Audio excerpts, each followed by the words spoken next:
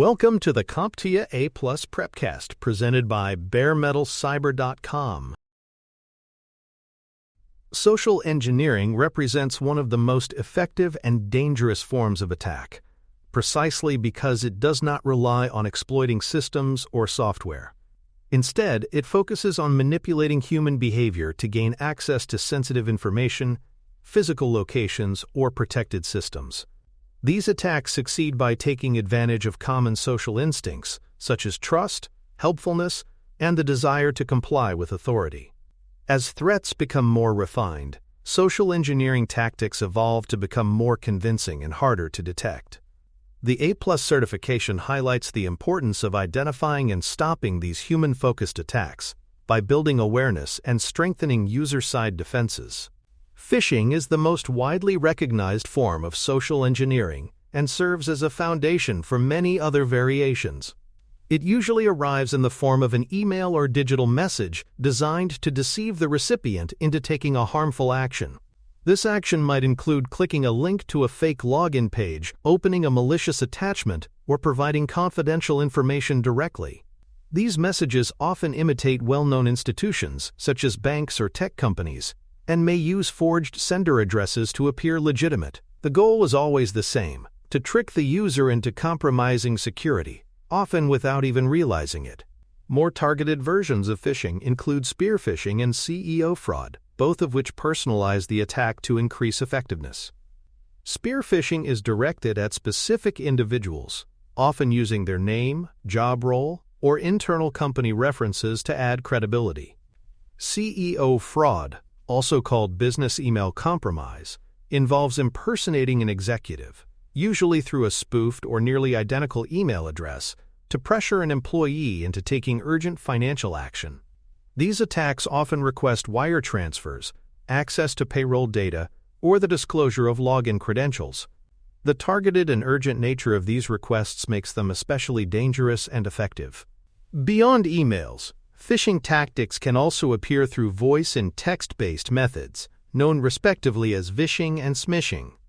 Vishing, or voice phishing, involves a phone call where the attacker pretends to be a trusted source, such as tech support or a bank representative. Smishing, or SMS phishing, involves similar content sent through text messages, often using urgency or fear to encourage a quick response. Both techniques attempt to trick the recipient into revealing private information or clicking a malicious link.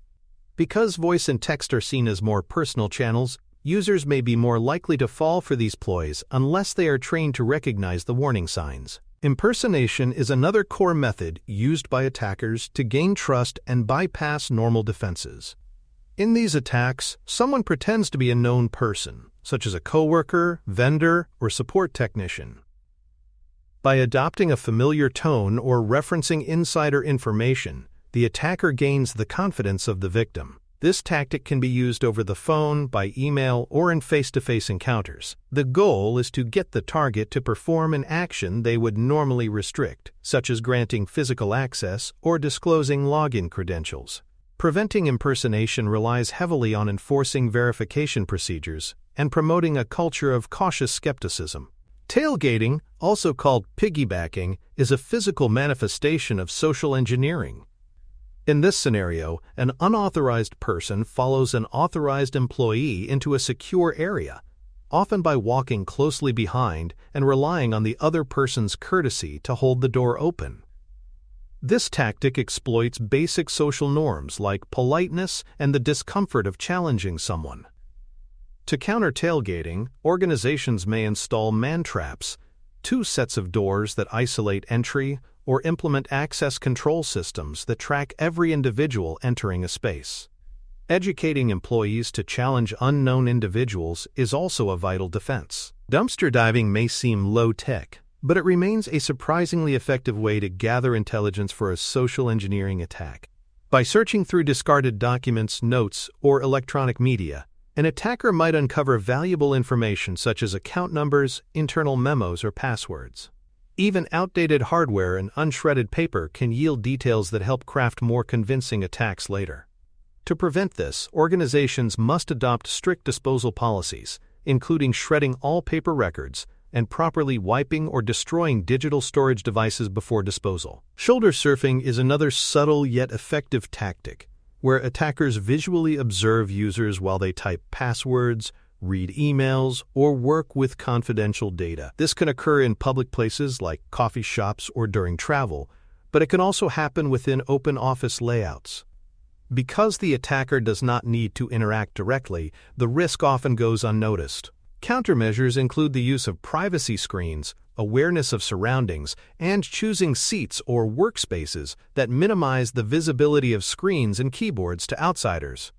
Baiting attacks involve planting a seemingly harmless object, usually a USB flash drive-in, a location where someone is likely to find and use it. Out of curiosity or the assumption that it belongs to someone nearby, the user may plug the device into their computer, inadvertently launching malware or opening a compromised file. Baiting can also come in the form of free promotional items loaded with malicious content. These attacks rely on the user's temptation or helpfulness, making it important to train staff never to plug unknown devices into workstations and to report suspicious findings immediately. For more cyber-related content and books, please check out cyberauthor.me. Also, there are other prepcasts on cybersecurity and more at baremetalcyber.com. To understand how social engineering plays out in real-world scenarios, consider the case of a spoofed email that appears to come from a company's chief executive officer. This email might be sent to a member of the finance department and contain a time-sensitive request to wire funds to a new vendor. The message is well written, includes the CEO's name and title, and may even be signed with a forged digital signature. However, a closer inspection reveals that the domain name in the email address is slightly altered, such as using a number 1 instead of the letter L. Fortunately, in this example, the employee decided to verify the request through a direct phone call to the CEO, preventing what could have been a major financial loss. Detecting these kinds of attacks often depends on recognizing key warning signs. Messages that create a false sense of urgency, request secrecy, or pressure the recipient to act quickly without proper verification are classic hallmarks of social engineering. Other indicators include poor spelling or grammar, inconsistencies in the sender's address or tone, and unexpected requests for credentials or money. By training users to slow down and question these elements, many attacks can be stopped before any damage occurs. Awareness of these patterns allows users to pause and investigate rather than react impulsively. User training remains one of the most effective strategies for preventing social engineering. Employees and contractors must be educated to verify unusual or sensitive requests through alternate channels, rather than responding directly to potentially deceptive messages. They should also feel empowered to report anything suspicious, even if it turns out to be a false alarm. Regular training sessions, combined with simulated phishing campaigns, help keep security awareness fresh and ensure that users know how to respond in high-pressure situations. Reinforcing the message that there is no shame in asking questions builds a culture of caution rather than one of blame. Some organizations use red team and blue team exercises to simulate real-world attack and defense scenarios. In this model, the red team acts as the attacker, attempting to breach systems using realistic methods, including social engineering. The blue team plays the role of the defender, tasked with detecting, responding to, and containing the attack. These exercises not only test the effectiveness of technical controls, but also assess how well employees follow protocols when under pressure. Lessons learned from these tests are then used to improve defenses and refine incident response procedures. When a user suspects that they have received a social engineering message, quick reporting is essential. The first step is to notify the information technology or security team immediately. Users should avoid clicking any links or replying to the message. Instead, they should preserve the email as evidence and allow the security team to investigate. Timely reporting can help prevent the same attack from spreading to other employees and reduce the chance of further compromise. Many organizations have designated channels or buttons within the email system for submitting suspected phishing messages. Social engineering works because it manipulates fundamental aspects of human psychology. Attackers often exploit emotions such as fear, urgency, trust, or curiosity to override logical thinking. For example, a message that threatens account suspension unless action is taken immediately can cause panic, leading the user to bypass normal verification steps. Strong emotional appeals combined with the appearance of legitimacy make these attacks convincing. Understanding that this manipulation is intentional helps users respond with suspicion and calm verification rather than instinctive compliance. Security policies and scripts can help reduce opportunities for social engineering by establishing predictable processes.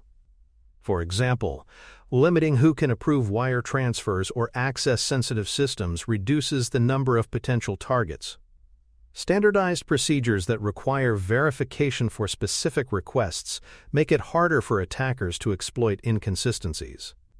When users follow documented scripts, such as confirming all payment changes through an internal ticketing system, it becomes much more difficult for an attacker to bypass controls using deception alone.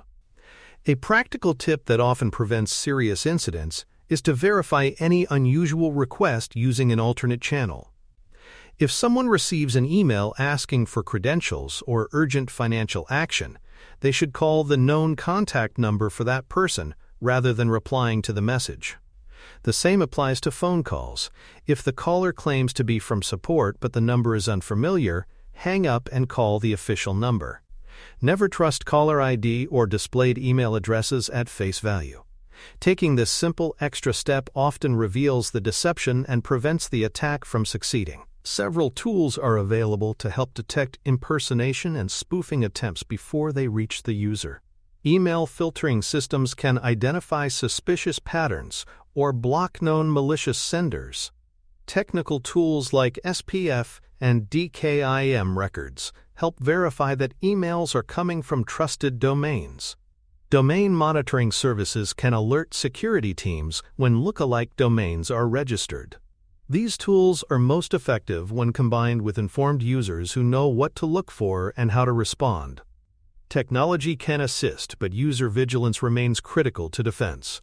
In summary, social engineering attacks rely on manipulating people rather than exploiting technology. Phishing, impersonation, tailgating, and other techniques all bypass software defenses by taking advantage of human trust and emotion. Defending against these threats requires more than just firewalls or antivirus tools. It requires a culture of awareness, strict policies, and an emphasis on verification. Because these scenarios are common on the A+ certification exam and in real-world support roles, understanding how to identify and prevent social engineering is essential for any aspiring IT professional. Thank you for listening. Please visit baremetalcyber.com for more cybersecurity information, podcasts, books, and more.